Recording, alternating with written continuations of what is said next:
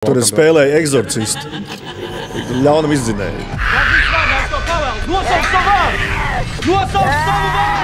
Šķiet, ka pasaule šobrīd skrien ātrāk nekā jebkāda pārmaiņas, izaicinājumi, nenoteiktība. Tā šķiet ir mūsu visu ikdiena. Man bija viena loma, kur man mājās pateica, paldies Dievam, tas projekts ir beidzies. Bet fonā aug klusiņām cita problēma. Redzēju visas tās vietas, un es paciļu, man liekas, iegāju tur visā pasākumā. Pandēmija, ko sauc par mentālās veselības grūtībām, ar ko ikdienā saskarās vairāk kā miljards, taču aiz katra skaitļa ir cilvēks ar savu stāstu, slimību, traumu, trauksmu, izdegšanu, kas bieži vien sēž un domā, kas ar mani notiek. Es nevienu izrādu grāmatu, filmu negribu par Covid redzēt šobrīd. Viss aizslēdz iet, tad es domāju, zini, kas ir Džeki.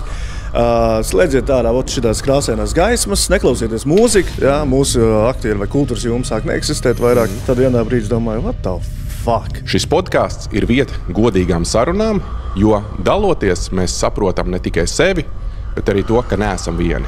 Tur bija tā ēla vienkārši, bija nevis izdedzis, nekvēloja. Tur bija vienkārši melna ogla kaut kur pažobelē, te mētājās. Tas bija pirmais trieciens manā dzīvē, tāds man bija bijis.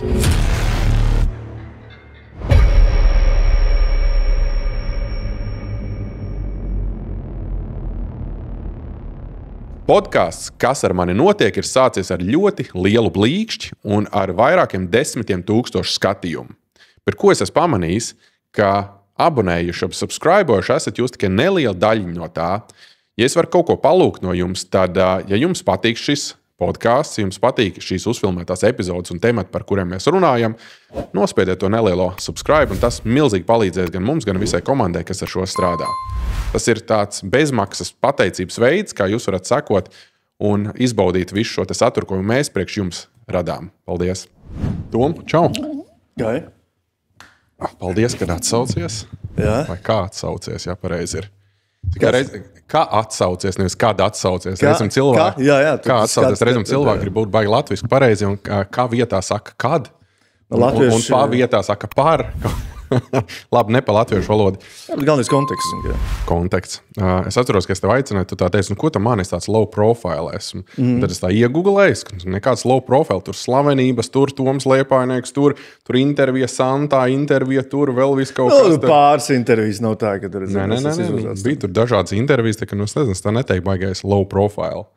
Bet aktieris, tu esi pilnu laiku aktieris, skolotājs, aktieris skolas skolotājs, tā varētu teikt, tev visa dzīve tomēr ir ap aktieru mākslu. Es nezinu, kas ir pilnu laiku. Pilnu laiku nozīmē, ka es droši vien...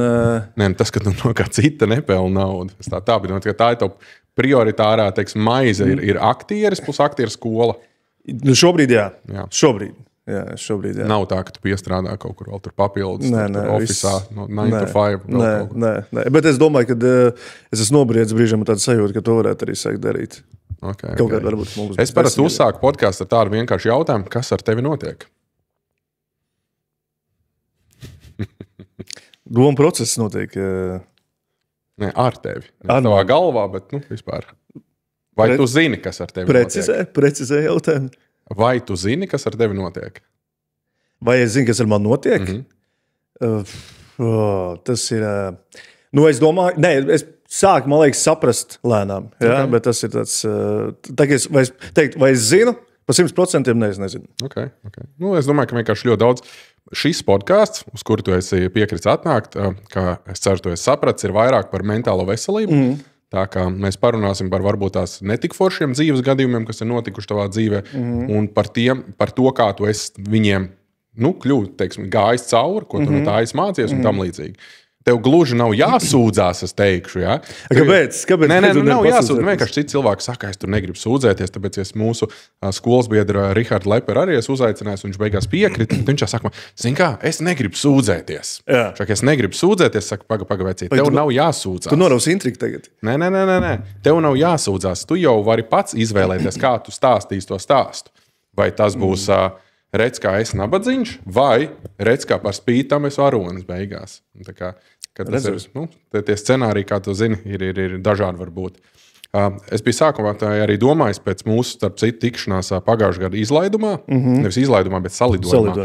Jo, kas nezina, mēs ar Tomu esam vidusskolas skolas biedri, klases biedri. Jā. Ar Rihardu Leperu mēs bijām, es biju skolas biedrs, un man viņš gāja paralēli klasē. Es biju klases biedrs, jā. Bet pamatskolā. Jā. No 1. līdz 9. No 1. līdz 9. Jā, tad viņš aizgāja uz Rīgu mācīties, mēs esam talsinieki. Neskatoties no tā, ka tu uzvārds Liepainieks un tas vecais joks, kā Toms Liepainieks, kāds tev sakars ar Liepāju? Uzvārds. Dzimis Tukumā, audzis, tā sakot, skolājies Talsos. Bet zini, kāpēc Tukumā, jā? Nē. Tāpēc tajā gadā dzemdību nodaļā bija remonts. Okay. Tikai redz, kā remonts ietekmēja. Tad tev līdz ar to tā dzīvo Rīgā talsinieks, kas dzimis Tukumā ar uzvārdu Liepainieks. Es atceros, ka mēs runājām, tā nedrīkst droši teikt, ko pirtī runā, to mājās nestāsta, bet mēs ārpus pirts. Tas bija ārpus pirts. Mēs runājam par tavā dzīvē diezgan tādu sāpīgu periodu, varbūt tās grūtāku. Un es pat biju domājis, es nezinu, kā lai nosauc šo te podkāstu tāds intro, no Losandželosas līdz internetu veikalu noliktavai, vai ka dzīves, teiksim, tas te gājumā bijis nedaudz tāds diezgan interesants līklots vienā brīdī. No Losandželosas līdz... Tu domā par Covid noteikti, vai ne? Jā. Nu, Covid ievies izmaiņas manā dzīvē pamatīgas, jo viss aizlieciet, mūsu aktieri vai kultūras joma sāk neeksistēt vairāk. No sākuma es centos pret to tā viegli pēc inerces uzvesties, ka viss ir chill, un saka, tas pāries, un tad baigo spēcīgo mētāju apkārt riņķī, un tad vienā brīdī domāju, what the fuck? Nu, neviens jau nezināja, cik ilgi tas ies. Jā, un tad vienā brīdī saprotu, par ko es te priecājos, nesaprotu, par ko es te reāli priecājos, un tad es sāku vienkārši, pirmais sanāca brīdis, kad saka, pieņemt, ir slikti, un es jūtos sūdīgi. Kam nepatīk tas vārds slikti, bet es jūtos sūdīgi. Nu, un tādā veidā arī tas bija es teiktu, izaugšanas process sākās, kaut kādā veidā pieņemt lietas. Ko tu strādāji tajā laikā? Neko. Nē, es domāju, pirms Covid. Pirms Covid, es atkal uz sevi strādāju, man bija tāpat Rīgas aktieru studija. Kā primārais, es tur daudz, mēs tur laiku un visu enerģiju un finanses ieguldīju un gāju pret traumu un bija telpas izremontēts, pielāgots un tā tālāk joprojām. Ja pirmo vilni vēl bišķiņ pārvarēja. Bet pēc tam, kad bija lockdowns, un tad bija bišķiņ, tad tad mēs kaut kā ākstījāmies pa tiem zūmiem, tur it kā tur varēja. Un tad nākamais bija tas, tagad palaid vaļā groži, tad sāk varēt, un tad atkal aizslēdz. Tad tas bija pēdējais. Un tad juk prātā loģiski. Jā. Primāri tas, ka tu nevari kaut ko darīt, tu nezini, kad tas varētu atsākties. Un otrām kārtām, es domāju, tas arī tāds normāls finansiāls trieciens, ka tev... Pamatīgs, tur viss, sabot, tā lieta, kad kādreiz bija tāda, tu vari aizbraukt uz citu valstu pašām, ja vajag, nav problēma. Jā, bet tagad ir, kur tu vēl visur kultūra neeksistē, un tad, protams, izgāja tam periodam, kad tu sēdi un burkšķi, reāli sēžu burkšķi, tāpēc, bet arī kā tu nokaitēt situāciju, un tad pasaki, vienkārši kāda bija, nomaini karjeru, kā saka, pārkvalificēties, tāpat vienkārši, tāpat ne no kurienes. Runā jau to tagad visi, kā tur bija tie nebūtiskie darbinieki, angliski bija non-essential workers, kā apmēram kļūstiet tagad pa metinātājiem un santehniķiem un vēl ko. Jā, bet zini, kas bija trakākais, kad tādi, labi, tu dzirdi politiķi saka, un visi politiķi vainīgi tajā brīdī, loģiski, visi tie vaiprāt ierobežojumi un sirds sāp un nervu sāp un tas, bet kad apkārtējie, tiem, kam ir labi, kas nestrādā kultūras jomā, arī, mums tur ir tik krūtākais gads, pārējais ikodā kultūra, un tad es domāju, zini, kas ir džeki? Slēdziet ārā šitās krāsainās gaismas, neklausieties mūziku, mašīnu brauciet ar čerakantī kasti, kur nav dizaineris, mākslinieks zīmēs, tad mākslu izslēdzam ārā. Īsā termiņā varam tā. Bez radošām profesijām cilvēki domā, ka var iztikt, bet tev kaut valsts atbalsti, kaut kas tam līdzīgs. Netikām tik tālu, nē. Un tad sanāca vispār nulli. Jūgprātā sēžot, un tad domāju, vajag iet kaut kur strādāt. Un tad es atradu... Tad arī tomēr mājās bērns, viedreni. Loģiski, un rēķina un vispārējais. Tieši tā. Un tad, zināmā, tu jūtas prātā, ej uz mašīnu, kā uz ofisu, bet, cik tas office ilgi ne, tad vajag darīt. Kāds ir ej uz mašīnu, kā uz ofisu? Tāpēc, ka mājās tu jūtas prātā, tur ir cilvēki arī visu laiku. Un viens otram sēž uz nervu, tad man saka, tad ej uz mašīnu vienkārši. Un tad ej lasi grāmatas, vai kaut ko tur mēģina kaut ko analizēt, vai darboties, lai vienkārši kaut ko nodarboties. Un tad man bija tāda iespēja aiziet uz vienu internetu veikalu. Kā tu vienkārši iegāji, kur es esmu? Nē, caur paziņām. Jo kur ballīt griezās? Tur balīties. Internetu veikalos, es atceros, ka tas pats Airify, mēs tur esam 7-kāršojām apgrozījumu tajā gadā. 7-kāršojām, tāpēc, ka nevarēja iet pie masieriem, un tas jau nebija tikai, toreiz Latvijā mums faktiski gan arī biznesi bija neeksistējuši. Tas bija Spānija, tā bija Portugāla, tā bija Itālija, tās valsts, kuras tā kā agrāk vēl nekā mūsu skāra, kam Itālija bija vispār viena no pirmajām, kur tie milzīga lockdown bija. Spānijā bija nenormālākā lockdown, jo mums tie lockdown tādi kārtīgi bija, kad nedrīkst uz ielas iziet ārā. Atceries, bija tādi, Mums bija, manuprāt, tur 1-2 nedēļas tādi. Viņiem bija pat reizēm tur pa tādiem vairākiem cikliem, pa mēnešiem. Tur bija vēl tas vecais joks, ka ja tev ir suns, tad tu drīkstēji 10 minūtes suni iet dienā, un tad viss ģimene to suni iet visu laiku tur vada ārā pa vairākām kārtām. Tas suns jau es vairs negribu ārā. Un Spānijā tas bija ļoti izteikti un agrāk un garāk periodu. Mums tur tik tiešām sportisti, kas viņi iziet ārā, teiksim, vai pasportoja mājās, pavingro, viņi pieraduši iet pie savu masieru, pie savu fizioterapeitu, un ko tagad? Un tad atjaunošanās toreiz Airify ierīces aizgāja. Tā kā pareizi tu saki, bija kādam, kam bija super labi, bet jūsu joma bija tā, kas... Tā posmā, kur ir, tu aiziet tajā noliktavā, es nesaukšu vārdā, varbūt to noliktavu tagad, jo viss cieņi, man tur patika, tur, man liekas, bija tā, ka mēs pa plauktiem tur ņēmām tos bačus, kārtojām, lai tos saucamos pasūtījumus, un tie tur formē tālāk. Tur salasīja, tie tur plauktos, tu sākumā mierīgi varēja visu kaut ko atrast. Ja? Tad pēc tam viņi krita, viņi bija stāvgrūdām pilni vienkārši. Tur bija, tādā ziņā house bardeks. Un tad arī bišķiņ tas, var kaut grupi arī izteikties? Mindfucks, aizgāja Mindfucks, kā ir bitīgi matos, Man tur savā... Kas? Tas arī nav rupi. Es mēģināšu arī tajā turēties. Manā studijā man jāstāv 12 metri vienam no otra, lai varētu sarunāties, un tu vari kaut 5 cilvēks, 200 kvadrātmetru zālē. Tur mēs tikai maska it kā, bet tā maska, protams, Džeki strādā svīgs, tā maska tur kārājās un aizrāda un lietas. Un tas bija tāds, bet atkal, man kā aktieriem, protams, es redzu citu subkultūru, citu vidē, un tas pāris mēnešus tur pašancējā. Bet kā, teiksim, tanī brīdī jau tu nezināji, tagad tu zini, ka tie bija pāris mēneši. Tanī brīdī, kad tu estājai iekšā, te jau tikpat labi varbūt tāda sajūta, ko tagad tas tā kā uz mūžiem būs. Nē, zini, kas ir, un tajā brīdī tu saproti, Oma kādreiz teica, pēc melnām kazām nāk baltās kazas, katram mākonim zelta māliņa un tā tālāk, it kā tie tikai vārdi, tu saproti, nekas jau nav mūžīgs. Tev ir posms, periods, nezinu, cik viņš ilgi būs. Iztur, un tad jau mūžīgi tas nebūs. Mūžīgi tas nevar būt labi, tas var būt 50 gadus, bet diez vai tas viss būs apmiruši. Mūžīgi nebūs, tā kā līdz ar to, es domāju, vienkārši jāskatās nevis uz kaut kā tālu nākotni, var prātā sajūt.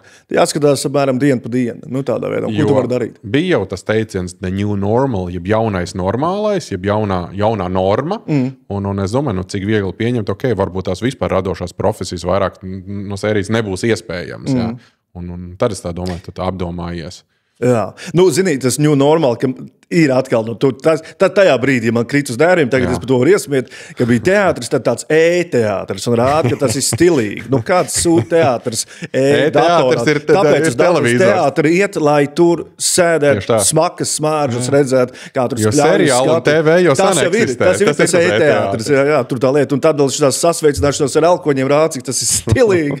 Es domāju, kam vēl smieklīgi ir tas, ka tu jāiešķauda ir elkoni, un tad sveicinies ar elkoni. Tas gan bija labs. Es tagad redzēju, viens pārdevējs čaudīja šitā rokās un pīpināja.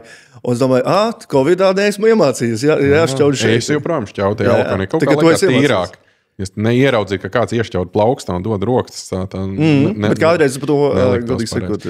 Tev gudra Romi jāsaka, jo parasti jau cilvēki tomēr tas ir dabīgi psiholoģiski domāt, ka tas tā kā ir tagad, tas būs vienmēr. Jā. Vienalga, vai tas ir labi vai slikti. Ja cilvēkam slikti, tad visa dzīve būs norakstīta. Ja labi, tad savukārt tur apmēram, šitā te vienmēr būs. Īpaši, man liekas, tur jauniešiem, zin, ka tur paveicās ar kaut ko dzīvē, kaut kā tur kripto pirmais bullruns apmēram. Bullruns, tad, kad var sakot, visi iet uz augšu un katra bez mazā nedēļa ir vien labāk un labāk. Tad liekas, tagad viņš kāps uz mūžiem. Tā jau nav. Pareizi saka, vienmēr ir augšs lejas. Ja pareizi saka, man patīk, ka saka, iet pa spirāli viss. Atgriežos, bet nedaudz savādāk. Un tas man patīk, tā saucamā reizēm, vienalga kaut kādā savā augšā vienu brīdi, tad tu krīti, un tad forši apzināties, tad, kad tu atkal nonāc kaut kādā ērtā pozīcijā. Saprot, jāizbauda, bet jābūt morāli gatavam, kad nevis tā, ka Latvijas tikai nepriecājies. Es domāju, ir jāpapriecājas. Nesaki, kā tur bija hop vai pirms laiks. Hop, hip hop, pirms nevis pateicis. nelec pirms pasaka hop vai kaut kas tam līdzīgs. Tā kā tas, man liekas, ir tāda arī mācība. Bet tu tā kā pozitīvs to skaties, ka tas ir tāds periods, tam tiks cauri un... Tagad atskatoties. Jā, bet es nevienu izrādu grāmatu filmu negribu par Covid redzēt šobrīd. Okay. Es domāju, kāds pēc otrā pasaules kara droši vien arī negribēju redzēt. Bet tad jau tev kaut kāds tomēr posttraumatiskais kaut kāds nedaudz ir no tā visa. Es nejautu smagā līmenī. Es nezinu tos simptomus īsti, bet... tas ir simptoms, ka tu to negribi. Jā, bet jo neko jaunu es tur neieraudzīšu. Šobrīd es to redzēju no iekšas, tur esot, un tad kaut ko... varbūt jā, ka man būs 80 gadi, ja Dievs dos, tad paskatīšos, kas tur nerās. Un kāpēc es saku no Los Angeles līdz internetu veikalu noliktavai? Tāpēc, ka cik es paskatījos, jo, zin kā, mums tomēr... Vai ne? Labi skan, tā kā parasti vajadzētu otrādi. Man interesē, man interesē tos pamatojums. Nē, tāpēc, ka es skatījos, un tev tas dzīves gājums arī tāds ļoti interesants, jo, mēs tā kā tuvāks kontakts tur pēc skolas varbūt tās nebija, katrs iet savu ceļu. Cik saprotu, tu no sākuma aizgāji studēt pavisam kaut ko citu, ne aktieru mākslu, politoloģiju. Pabeidz viņu? Nē, es aizgāju prom. Okay, tas tev neinteresē. Tu uzņēmēji darbību mēģināji vēl arī? Es tev pateikšu, kāpēc es aizgāju prom. Okay. Toreiz. Jā. Jo bija toreiz Rīgā, nezināšu, Bušs vai bija Samits. Bušs bija Rīgā vai Samits. Jā. Un te bija pirmie mēneši, un mēs tajās lekcijās, kaut gan forši pasniedzēja visu forši, bet nerunājām par aktuālo lietu. Mums tik liek to veco teoriju tur lasīt. Es domāju, kāpēc? Un es domāju, ja man tikai grāmatas jālas un jāatreferē, tas tobrīd, es domāju. Bet tā ir gatava programma viņiem, kas viņiem vienkārši ir. Jā, bet nozīm, ka prasījās. Bet labi, toreiz man 18 gadi bija, gribētu atgādināt. Jā? 19, man liekas, bet ok. Kas? 19, tā, man liekas. Nē, pēc vidus. Nē, 18. Kurā gadā tu esi dzimis? 86. 5. Tad tev 19. Nē, es pabeidzu. Man bija 18. Mēs pabeidzam 2004. No? 19. 2004 minus 1985. Jā, bet 2004. Pēc mēnesī tu esi dzimis? Novembris. Ok. Jā, tad tev novembrī palika. Labi. To pareiķinās. 18, 19. Jā, tas tā. Un pēc tam es skatījos, tad tu uzņēmēji darbību, tā kā arī mēģināji pastudēt. Es pirms tam mēģināju stāties Kultūras akadēmijā, būs aktieri, bet nebija aktieri līdz galam tur. Katru gadu nav? Kas? Tagad jau ir. Nē, tagad ir par 2 gadiem. Nē, kādreiz vispār bija par 4 gadiem, tad bija par 2 gadiem. Dažāds. Bet, ja tu būtu gājis pēc vidusskolas, tad būtu bijis, teiksim, tajā 2004. Gadā. Tad nebija. Kur Lepers gāja? Viņš redzīja, to viņam paprasa, bet viņš iestājās tad, kad viņš vēl 12. klasē, viņam bija tā koledža, vai kur viņš bija vēl Videnē, komercskolā. Rīgas komercskolā. Un iestājās tur iekšā. Es nezinu, kā tos papīriņus kārtoja tajā laikā. Caur to tur bija tā kā kaut kā savādāk. Man liekas, jā, tur bija kaut kāda izdarīta, bet nē, man nebija vēl tajā. Bet viņš kaut kādā ne jau pirmā kursā, uzreiz tad otrā kursā, vai kā? Nē, tu esi... Es viņam pajautāšu. Pajautā viņam, jā. Bet pēc tam kaut kad beigās jau tas ceļš tiem aktieriem ved, kas īstenībā mani atceroties tev vidusskolā vispār neizbrīnīja. Es vienkārši zināju, es atceros, tas ir mūsu kaut kādā tur tie starpbrīžu sarunas un visi tie kumēdiņi, ja tā var teikt. Man liekas, tur aktieris, tas vienmēr tevi piestāvējis. Bet tev tā kā pagāja ilgs laiks. Es pavisam zigājis visā, man liekas, apzināto laiku mēģināju iet no tā prom. Reāli.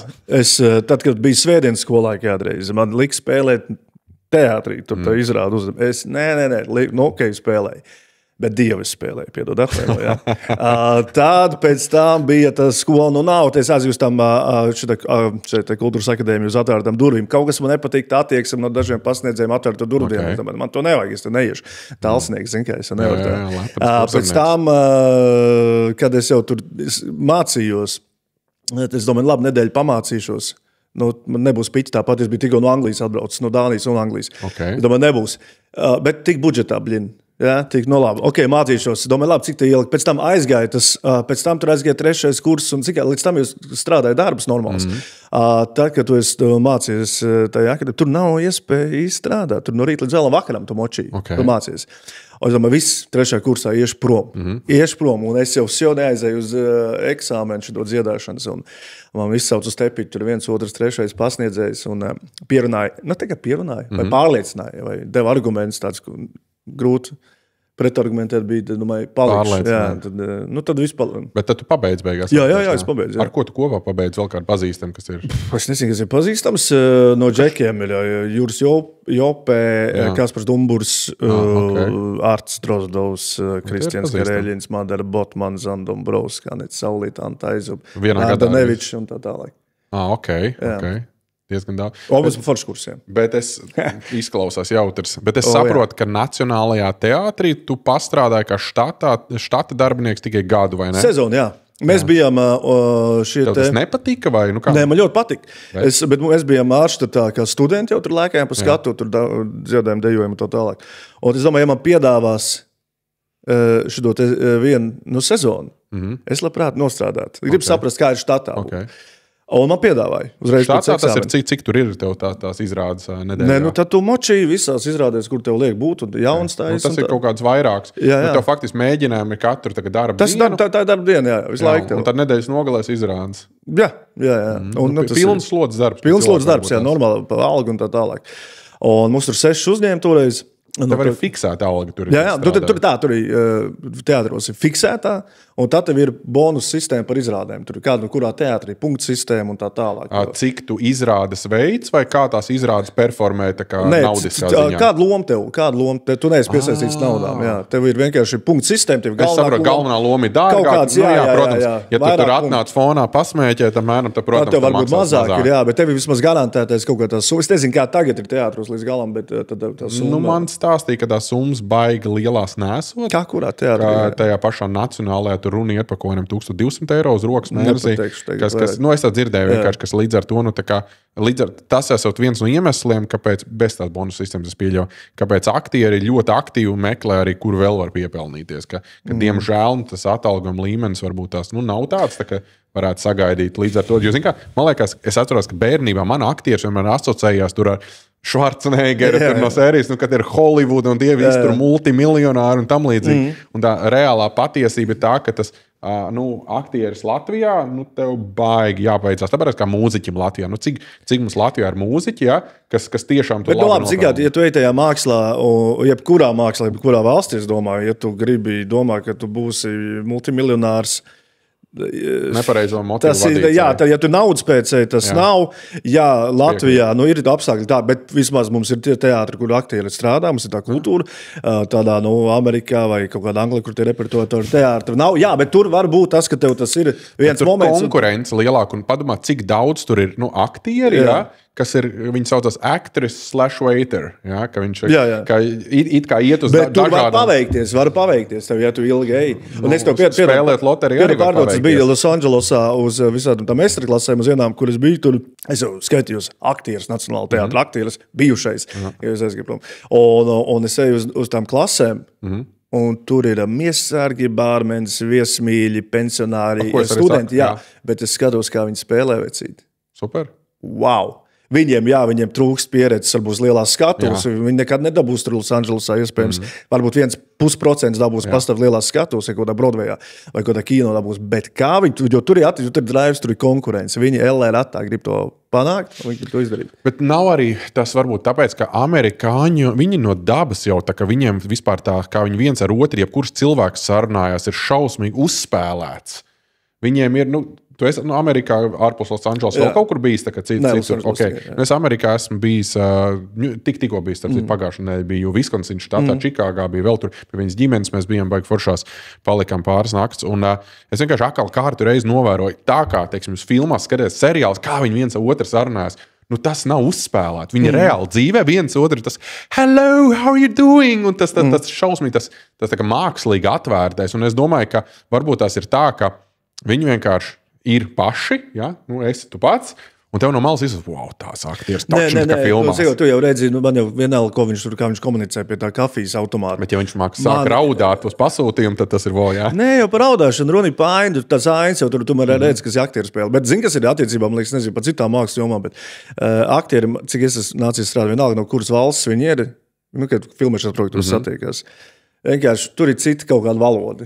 Teiksim, tāda, ne jau, protams, tāda burtiskā valoda, bet tu vienkārši saproties no tāda aspekta. Tad tu redzi, jo, tur jau aktieriem nesamelos. Nesamelos gan. Kā tu uz Los Andželos īsti aizbrauc? Es saprotu, tu pēc šī štata gada, jeb sezonas nacionālajā teātrī, tu no sākuma uz Londonu brauci, uz Londonu kaut kādu sezonu, vai cik ilgi tur tā kā kursos vai mācīties?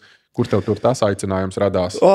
Zini, es baigi ģimenes albumu pāršķiršanu, bet tad vienkārši es sen jau gribēju, es domāju, teātrī pamēģināšu, bet zināju, ka es iešu prom. Jo tajā laikā es stāju Naciķī, es domāju, es jau sniedzu dokumentus Nacionālajā teātrī. Tā sauc mūsu iekšā, bez jebkādas citas konotācijas. Un es sniedzu doķis iekšā Mārtiņa koledžā Londonas Drāmas centrā.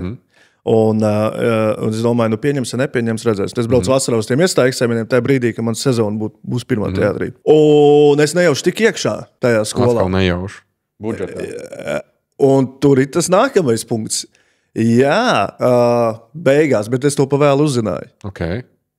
Jo man bija, tur bija summa tajā laikā, tagad man liekas, tas nav 8600 paundi, vienkārši vājprāt summa. Jā, to nezinu, toreiz Latvijā skola tajā laikā, es atceros, maksāju par banku augstskolu 700 latus par gadu. Jā, un mums arī bija 600, un man 800, un es domāju, bet zini kā, nav jau tā, ka es tur kaut ko baigi jaunu iemācīšos, bet tomēr tajā skolā tie kontakti ar citu valsti, citu industriju un tā tālāk. Un es tā sniedzu, pēc tam es domāju, man tāda summa nav, es sniedzu, tur bija kaut kāda rektora stipendija pa visu universitātu mākslas.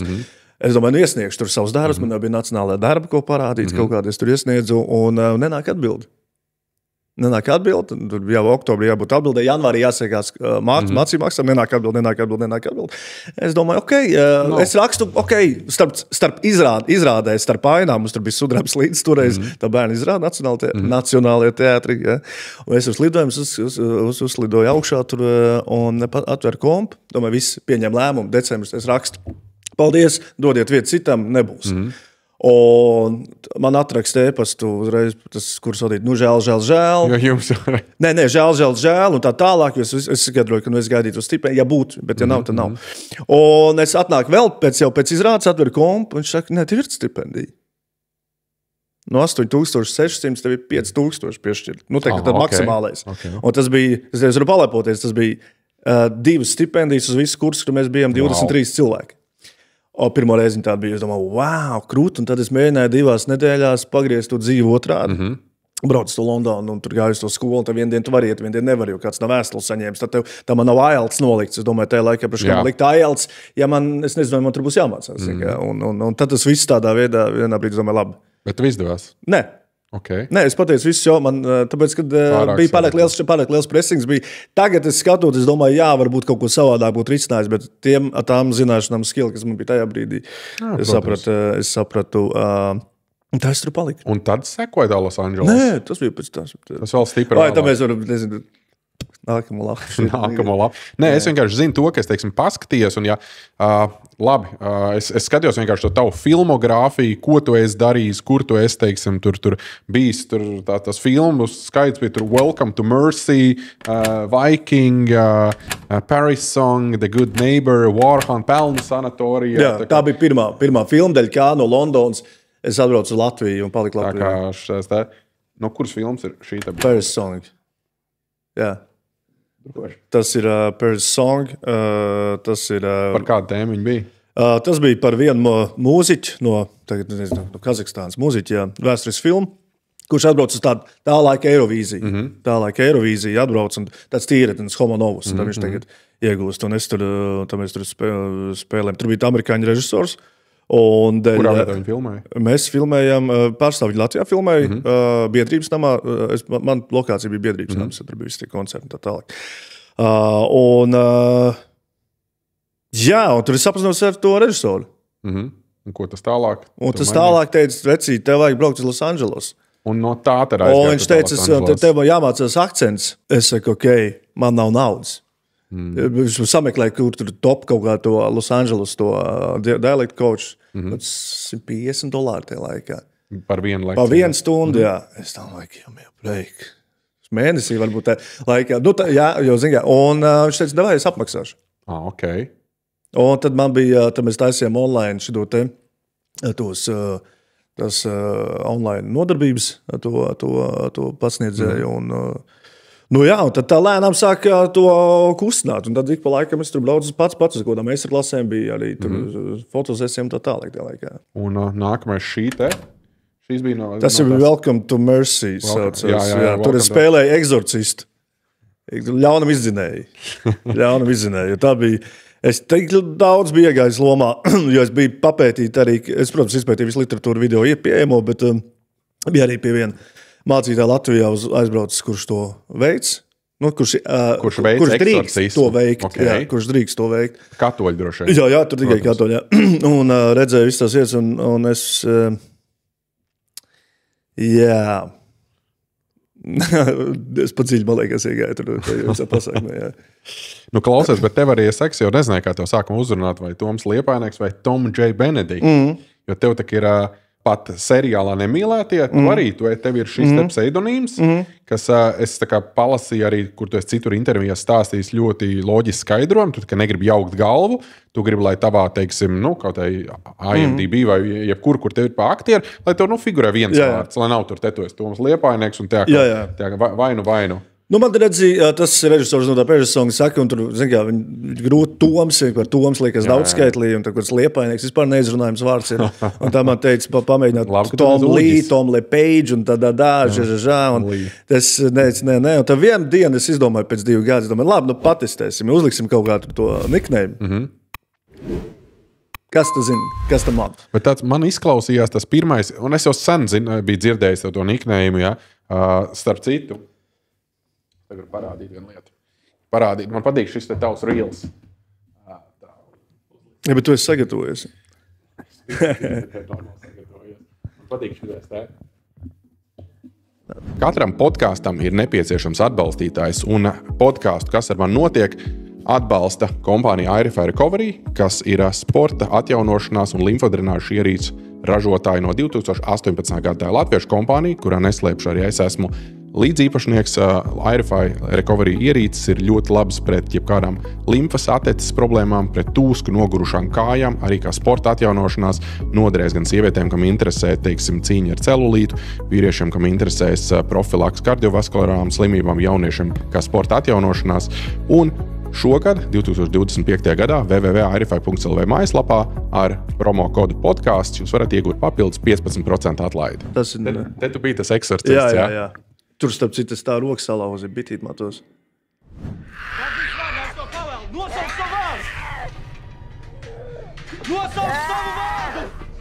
Kurā vietā šo filmēju? Oi, tas bija kaut kur Latgalē, ļoti pamest māju lauku vidū, nenormālās salā. Tas bija viss. To pārbūvēja, piebūvēja priekš. Nu, es teikšu, tā super jaudīgi. Tu tiešām biji iegājis tajā. Jā. Man liekas, ka tas Tom J. Benedikt un tieši šis te izgriezums kaut kur sociālos mēdījos es redzēju tajā laikā. Jo kura gada viņi ir? Kaut kā 2016. Kaut kas, jā, 15, 16. To laiku nešana filmēts 15, man liekas, iznāca 16. Te, man liekas, jau izgriezums sākās no citām filmām. Nē, tas ir pats. Tas ir tas pats. Jā, ir, ka tu nesārā to meiteni. Un man vienkārši uzreiz radās tāds jautājums, tā Tom J. Benedikt, tāds tā kā baznīcas riekā, kaut kas ar baznīcu, un tad plus vēl šis eksorcists, vai tur ir kaut kas, jo es zinu, ka tu parasties teici, ka tas... Tas tā kā un cits ir tev vārdi. 1906, jā, tas bija trailers. Šis ir tā kā tavs... Šis ir tavs tā kā, portfolio, ko tu attiecīgi... Šaurils, jā, tur... Tā īsti vārdi vai pielīmēt? Pielīmēt. Okay. Bet nav updatēts, viņš jau... Bet varbūt tās vajag. Vajag.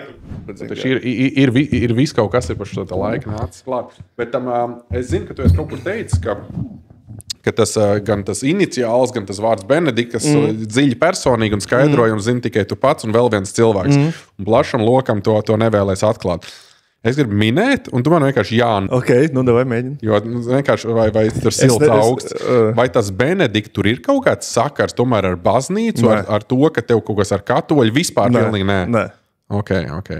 Un tas ir kaut kāds, varbūt tās tev cilvēks to pagātnes svarīgs, kura iniciāls uz J ir. Uz to jautājumu pateikšu daļēji. Okay. Daļēji. Jā. Gan jā, gan nē. Okay, gan jā, gan nē. Nu, labi, okay. Nē, es saprotu, tas pilnīgi ok, lai tu, kā saka, paliec noslēpumains, bet tur es saprotu, ka tas, acīm redzot, tev pietiekoši kaut ko nozīmē. Jo ar ko tu man asociējies vēl skolas laikā? Es atceros, ka mums pa ceļam Talsos, un zinu, kā Talsos ar kājām gāju uz skolu. Jā. Man bērnībā tas likās nenormāli garš gabals, kas jāmēro. Bet es nesen iemetu Google Maps kartē, un izrādās, tas bija 1,1 km. 10 minūtēs var aiziet no viena līdz otram. Es tagad biju izrādāt Talsos aizbraucis. Es pastījos, izrādās to šausmīgo mega ceļu, ko es gāju bērnam. Tas nieka 1,1 km. Un bērnam tas ir varbūt bērnam tas savādāk, jā. Un es vienkārši skatos to, ka es atceros tādu kadru, ka es eju tur garām, tam ceļam cauri slimnīcai un katoļu baznīcai. Un tur varēja katoļu baznīcā redzēt pa logu, kas tur iekšā notiekās. Un tur skatos Toms tādā baltā. Jā. Kā viņi sauc? Alba. Ok, es gribēju teikt mantijā, bet labi, Alba. Tā ir baltā, un tur kaut kādā attiecīgi tie ceram. Tev katoļi, tā kā ticība kā tā, ģimenē dzīvē, tur diezgan liela loma spēlējusi ir sākuma bērnībā. Viņš arī teica, ka tev lika tur spēlēt svētdienas skolā, to es gājis. Nē, zini, kas ģimenē nekas nebija no katoļiem. Nu tā, ka tur fātris bija katoļticīgs. Es atceros, mēs toreiz gājām visu ģimeni garām katoļu baznīcai Talsos, un es domāju, es gribu aiziet uz baznīcu. Pats man bija, nezinu, 6 gadi, 5, 6, 7. Jā. Un, protams, mutere man pie mamma nevedīs uz to baznīcu. Viņa neies uz baznīcu. Un tad kādam jāved, ja viens nevar iet. Un tad vecākā māsa man sāk vest. Pats sāk iet. Aizved man apstīties uz vienu to svētdienu, kā tur izstāsta. Un tad tur kaut kā mēs iesaistījāmies. Tu atceries to dziļāko aicinājumu? Kāpēc tu to tā kā? Nē, vienkārši mums tur vienam radiniekam bija zelta krustiņš. Un es domāju, zelta krustiņš, arī baznīca, zelta krustiņš. Jā, paskatās, kas tur notiek, un tas krustiņš arī interesē. Tik vienkārši. Un beigās... Tā, ka tur tāda baigā gaisa nolaidās. Un beigās pastāst, kā tas ir. jā, es tagad izgāju cauri tam... Beigās, kā tas ir tālāk dzīvē. Aizgājis, ka tu esi mācītājs spēlējis, un man liekas, tā loma kaut kādā es vēl neresīju, bet tas ir tās manas asociācijas ar to tevi tie katoļu baznīcā, un tad beigās kā aktieris tu attēlo to lomu kā mācītājs, tas man liekas baigi ikoni. Es sasniedzu. Benedikte, tas vārds. Es sasniedzu savu, es taču gribēju būt katoļu mācītājs, kā tad sasniedzu savu apels, noslēdzās, izmēģināju. Varbūt tas ne īstajā dzīvē, bet vismaz uz kino to izdarīja. Atceros vēl tādu vienu interesantu stāstu par gadījumu par nakšņošanu baznīcā. Kas tur notikās? Par nakšņošanu baznīcā? Jā, ka tev nebija kur iet, un tad tu piekrāvēji baznīcā. Zini, kas tas bija? Tas bija 9. man liekas, klases vai 10. Es braucu, es ieraudzīju, ka Rīgā notiek saucamie kaut kino aktieri kurs Rīgas kinostudijā. Trešdienās, no 4. 9. klasē. Jā, mums taču ir nodarbības. Bet 9. klasē. 9. Bet tu jau teici, ka tev par to aktierus laiku tā negribēji. Nē, bet vai 10. Vai 10. vienalga. Man liekas, tā bija 10. Tā bija vidē, 10. klasē. Un tur notiek nodarbības, bet lai es trešdienā aizbraucu, es vienkārši gribēju pamēģināt. Okay. Un es domāju, aizbraukšu uz to Rīga iestaistos kursos, bet tur man skolā 9 rītā tur aiziet, trešdien nebūšu skola visu gadu. Iedomājies. Un tad es pierunāju pasniedzējs, direktori, ka man atļauj braukt uz turieni. Okay. Un tad bija tā, ka es braucu, tur bija tas tāls autobus, un es atpakaļ braucu vienu autobusu Ventspilnieki, kas iet caur Talsiem, tad es 11. esmu Talsos, un tad viņš iet uz Ventspilu tālāk. Un es atceros, aizbraucam Tukumā, mēs stāvam Tukumā, kāds 10 minūtes man tā gribās ēst. Man oma zvanā, viņi tur ir sagatavojis ēst, es palikšu pa nakti pie viņas, jo viņi peltos dzīvo. Un es pamostos Ventspilī. Vienkārši braucu, es redzu Ventspils skats, man mobilo sagādāja pilnīgi. Es miljards neatbildētu zvani. Un 2 naktī es esmu fucking Ventspilī. Jā, un tad es vienīgais, tur bija tajā laikā Talsos. Andrejs Mediņš bija, viņš daudz draudzes, viņam bija, mēs braucam arī uz Ventspilu un tā tālāk. Un tur bija cits mācītājs, un es zināju to, man nebija kur iet citur, un tad es aizgāju uz to mācītāju māju.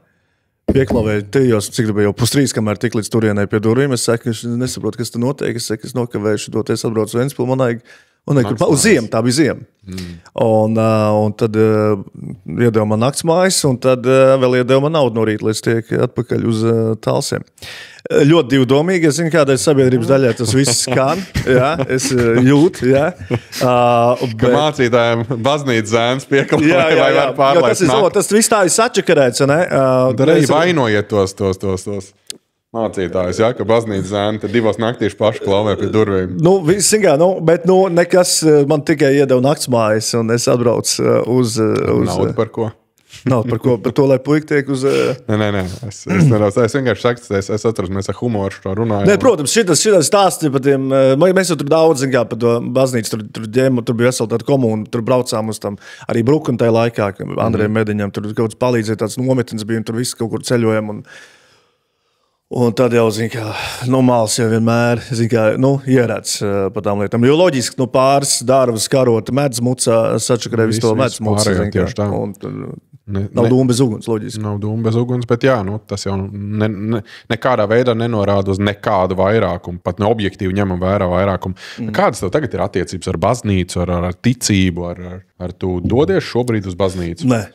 Vispār ne? Es ik pa laikam es esmu aizgājis tur kaut kādā laikā. Kaut kādā lieldienām.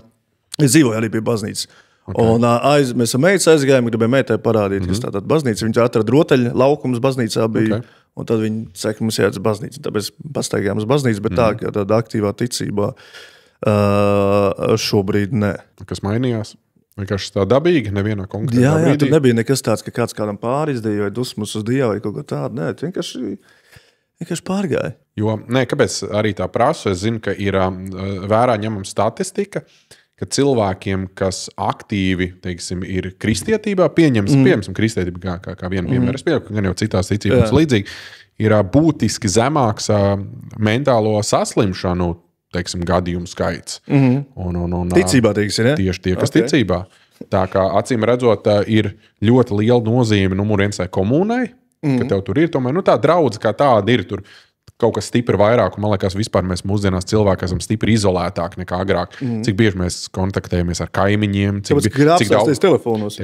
daudz mums ir pulciņi, man liekas, tur ir darbs mājas, un viss sēž tiešā telefonos vai kaut kur vairāk, un tieši tas ieradums to katru svētdienu doties uz baznīcu, tad nākamais ir tā komūna, un dienas beigās arī kaut kas, ka tev ir uz kaut ko var paļauties, ka tev tur ir kaut kas tas plāns apakšā. Un nav vairs tur jāanalizē, tas ir vērtīgs, nevērtīgs, tāpēc es domāju, mēs varam ilgi sēdēt un demagoģēt par to. Es atceros viens arī no jogas guru, viņš jau baigi interesanti pateica. Viņš teica, iedomājieties, uz pasaules ir tik daudz ticības. Vienā ticībā tev saka, tev pēc nāves būs tur miljoniem jaunavu, ja nemaldos islāmā, tas ir, ja nemaldos. Ja. Cits tur saka, tev tur būs atkal tāda ēdiena. Ja. Citā atkal tur saka, tev būs tur jebko, ko tu vēlies, teiksim, tur, paradīze kristietībā. Teiksim, tev būs tur tāda māja vai mašīna vai viss. Viņš saka, klausies, jaunavas, ēdieni, tur tādas izklaides, tās viss ir ķermenisks baudas, bet tu taču tur ej bez ķermeņa. Jā. Kāda jēga tev no tām, jo ķermenis tev tur nebūs līdz.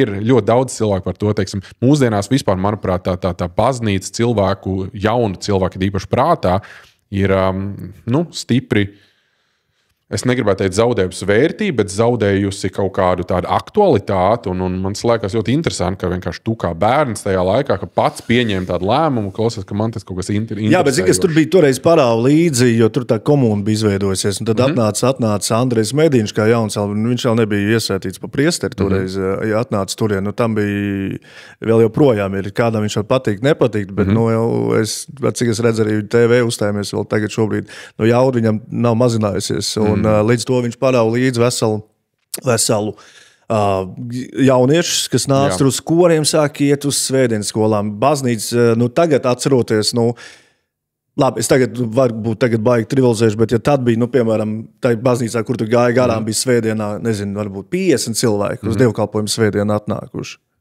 Tad Mediņa laikā tur jau 200 parādījās. Tagad tas par kaut ko liecina. Harizmātiski, jā, un parāda līdz visu to. Ja tur būtu varbūt kaut kāds, kaut kāds bijis, tur varbūt arī nekas nebūtu iznācis. Tagad es domāju, tā ticība arī tagad atskatoties, varbūt netik daudz bija par to ticību, kā par to harizmu.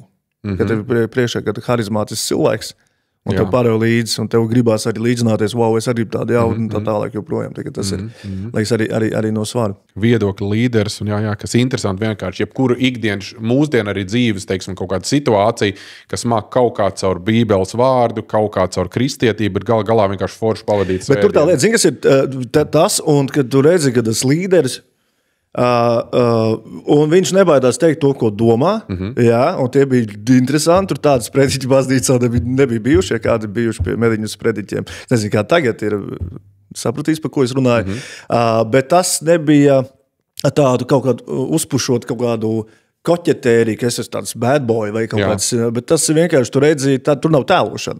Jā, un tas man liekas, un arī viņš zina, ko viņš grib, tādā ziņā. Tas, liekas, vispār būtu dzīvē, zināt, ko grib. Un tad pārēju līdzi. Es tā gribu. Ko es gribu? Es neteikšu. Pie tā mēs nonāksim. Tas ir tāds jautājums, ka nedrīkstēs man pateikt, ka tu negribi. Rīgas aktieru studija, aktieru meistarības pamats. Cik es saprotu, tas ir tava šī brīža pamatnodarbošanās. Skolotājs. Tā ir skaitā, kas vēl nav. Vēl, cik es saprotu, šādi tad kāda izrāda? Jā, izrāda šādi filmēšanas, un vēl pagaidām pats studēju vēl.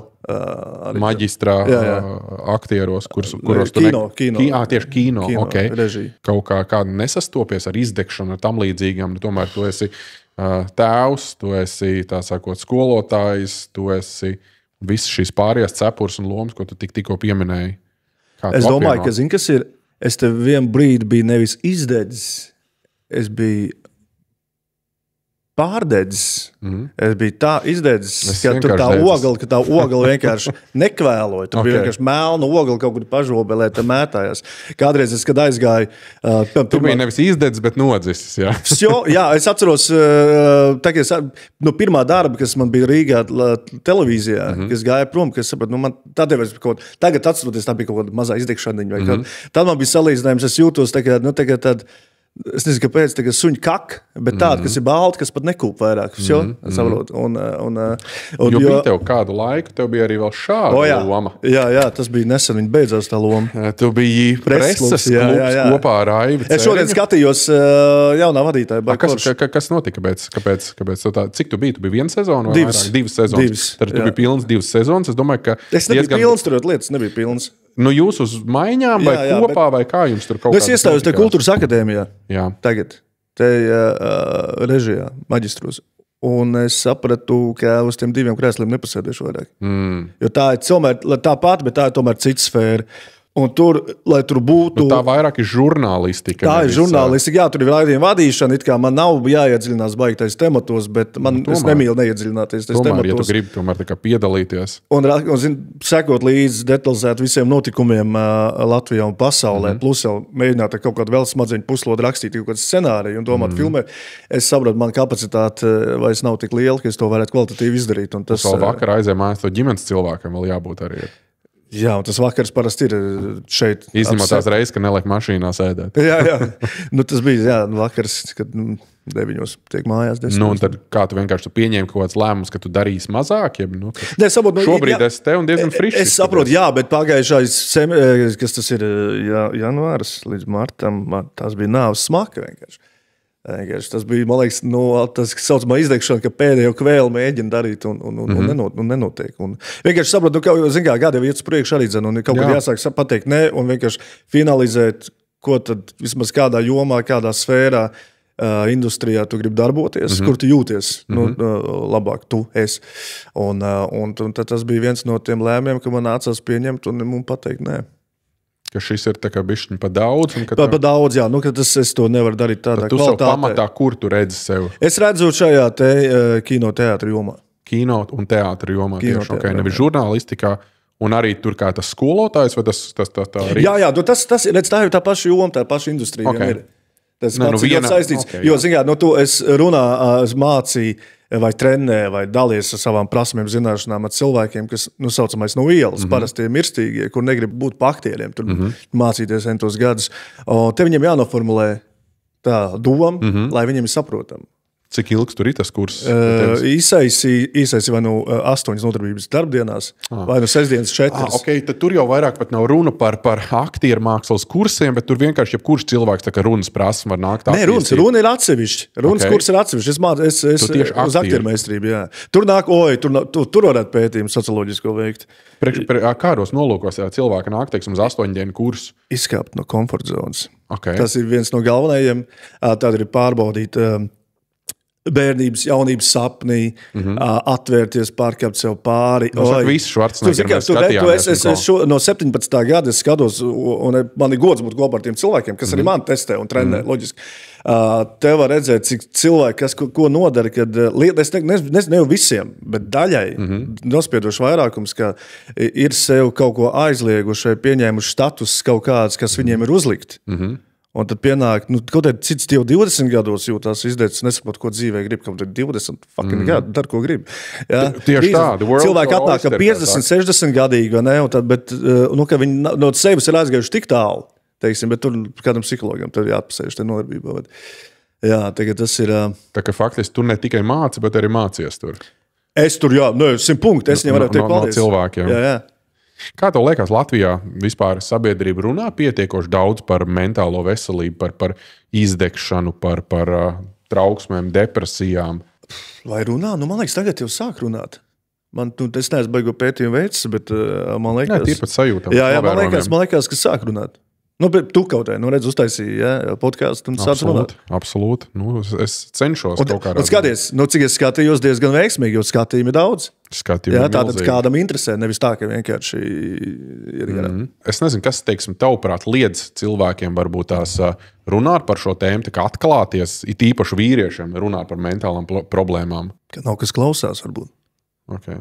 Jo, zin kā, bet nē, bet tā jau ir klausīties, tāds ir jāmāk. Kādam sāk runā, bet tā, kad tu runā, tad otrs, ja neklausās, tad jau rodās uzreiz ar viedokli tev močī virsū. Zin kā, tagad tur arī dzan jau. Okay. Un tā tev teiks, ka tu labi, es nesaku, bet šī nav man pieredze, gan jāatzīst. Bet, ka tev tur, nezinu, kāds tur pīks, čīkst un vai kaut kas tam līdzīgs. Tas baigi interesants, starp citu. Tad, kad mēs nopublicējām pirmo epizodu ar Armānu Simpsonu par depresiju un PTSD un izdegšanu tam līdzīgi, tiešām bija jaudīgi un ļoti skatīta epizode, bija dažādās platformās. Bija interesanti komentāri. TikToks vienmēr izceļās ar komentāriem, bet tur zem viena no tiem izgriezumiem bija komentārs. Klasiskais komentārs. Tas tā slinkums vienkārši. Tur slinks, vājš cilvēks. Un es gribēju pierakstīt klāt tā, es saku, tieši tā, tas ir slinkums. Tas ir slinkums jums. Paņemt kādu grāmatu, kādu jaunu informāciju, iepazīties ar medicīniskiem termiņiem, lai izprastu, kas patiesībā ir depresija un lai nebūtu jāsaka, ka tas ir slinkums. Ka reizēm, manuprāt, tas slinkums ir nevis depresija, kā tāds ir slinkums, bet slinkums tajā, teiksim, stagnējošai sabiedrības daļai, kuri, paldies Dievam, nav saskārušies ar mentālām slimībām. Un tagad viss noraksta, un tā kā saņemies, ko tu? Zini, tur arī nevar zināt, vai nav saskārušies, varbūt viņiem arī ir, tā pret viņiem ir izturēt, kāds ir izturējies. Varbūt tās tur padomu laika. Bet man liekas, tur jau vispārībā trūkst tāda globāla empātija trūkst, tāpēc arī, man liekas, arī šajā vispār, mans novērojums sabiedrībā trūkst empātija, un tad šajā gadījumā tas, man liekas. Es te uzdošu tādu ļoti spēcīgu jautājumu. Ja es varētu ieraudzīt to tavu dzīves daļu, kur tu nerādi nevienam. Pilnīgi nevienam. Tās klusās iekšējās cīņas un nepabeigtās domas. Kas mani par tevi visvairāk pārsteigtu? Vēlreiz? Ja es varētu ieraudzīt to tavu dzīves daļu, to, ko tu nerādi nevienam, kas mani par tevi visvairāk pārsteigtu?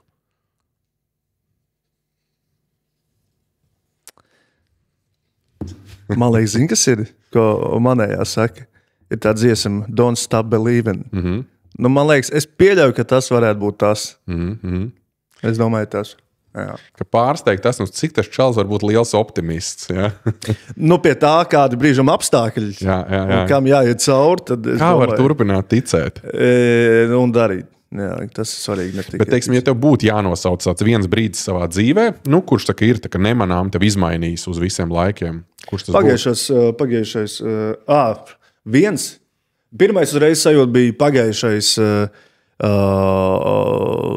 semestris sanāk, septembris līdz Nē, janvārs līdz martam, aprīlim. Pagājušais pavasaris, ziema pavasaris.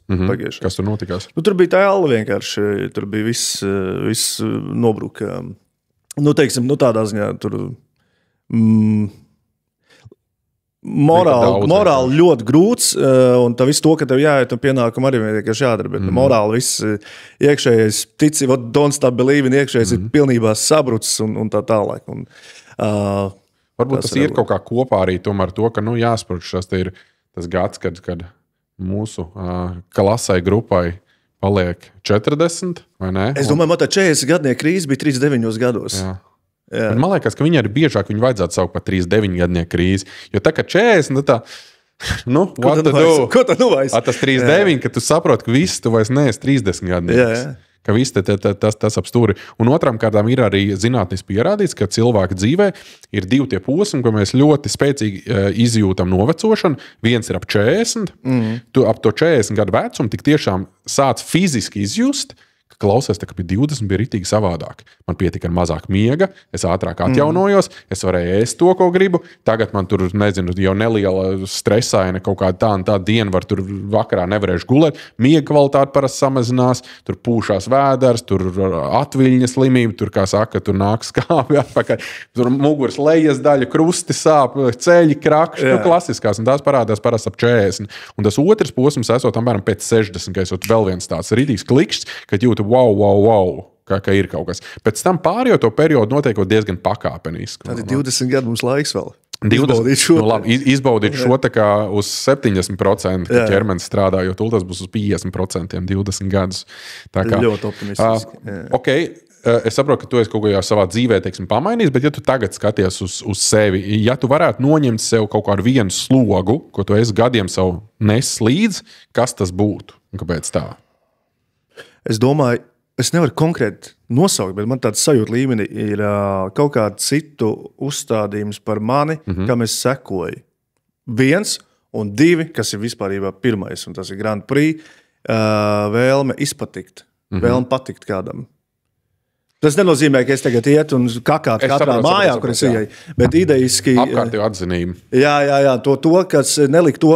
Bet tas nebija apzināti, tas bija kaut kur neapzināti. Protams. Tas uzliks loģiski, bet es domāju, ka to es izravēju ārā. Un tāpēc man ir lieliska meita, kurai es cenšos, protams, saprāt robežās, bet ka tev atzinību dot, lai nav tas, ka cilvēks skrien pēc...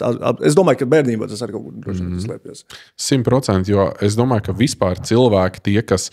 Vai iet par aktieri, vai jebkurā gadījumā tur vēlās vienmēr filmēties, runāt kaut kur. Ka tur ir kaut kāds tās uzmanības alkas pēc atzinības, ka tur ir tam cilvēkam tomēr jābūt ir kaut kādam deficītam iekšā, lai viņš es te...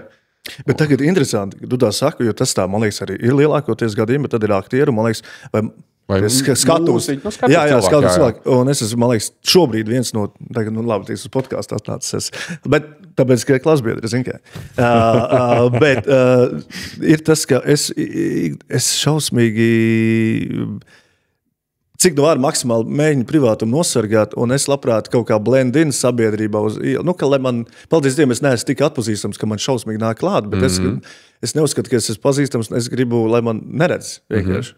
Negribu nekādā veidā izcelties. Un tas ir tagad, šobrīd. Tādā dozētā normā tu droši vien gribi, lai tev ir visi tie labumi bez tiem negatīviem efektiem. Bez to, ka es tagad, Ka tu nevari normāli uz ielas iziet ārā. Tas, protams. Ja mēs, teiksim, paskaties uz sevi nākotnē, un tagad iztēlojas to cilvēku, par kādu tu centies kļūt, ko tavuprāt viņš pateiktu tev par to, kā tu dzīvo šodien? Viņš saka, ļoti labs starts. Okay. Jā, viņš saka, ļoti labs starts. Viņš teica, ka tu esi uz pareizā ceļa? Pēc tā viss, es vēlreiz saku, pēc pagājušā ziemas un pavasara, viņš saka, tagad keep going. Tagad apakaļ neskaties uz priekšu. Ko tu īsti darīji, lai tiktu no šīs izdegšanas ārā? Jo tu esi vairāk reizes pieminējis, es saprotu, ka tev tā bedra tomēr bijusi ir diezgan nopietna. Un ko tu mainīsi, lai šoziem viņi nebūtu līdzīga vai tāda pati, jo būsim godīgi, ļoti daudz mūs iespaido šis tumšais laiks, augstums. Tas, ka tā ziema vispār, viņi ir mūsu platumgrādos depresija veicinoša. Man liekas, es kaut kādā veidā visu to līdz šī brīža mūža es bijis kaut kādā veidā ne karis vai darbaholiķis, vai kā es varētu nosaukt, ka man svarīgi ir, ko es daru un ar ko es nodarbojos.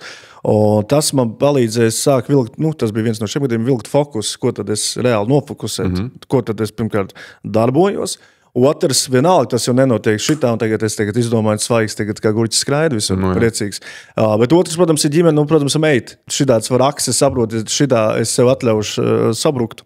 Jā. Es vairs neesmu viens, man nav atbildība. Es varētu pateikt, es esmu baigies pipars ciemā, tagad kā es gribēšu, tā es darīšu. Kad tu negribi līdz no gultas ārā un fucking savākties, tad ir vienkārši jāpaņem, jāizlien un jāsavācās tikai tik daudz.